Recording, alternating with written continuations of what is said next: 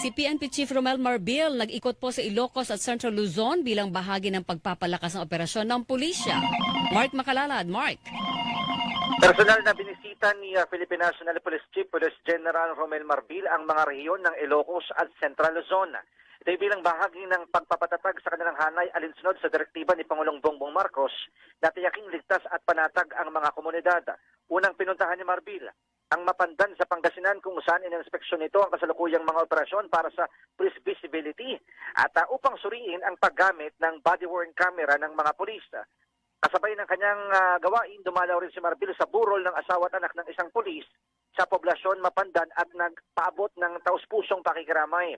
Sunod niya namang pinuntahan ang Camp Olivas sa San Fernando sa Pampanga kung saan naman niya sinalubong si PNP Regional Director sa Pro-3 na si Police Brigadier General Jean Fajardo. Dito binisita ng PNP Chief ang command center ng Pro-3 at inalam din ang situational updates, gayon din ang pag-aaral sa mga estratehiyang ipinatutupad sa rehiyon. Ang inyong kapuso, Mark Makalalad ng GMA, Super Radio, DZWB, dapat totoo.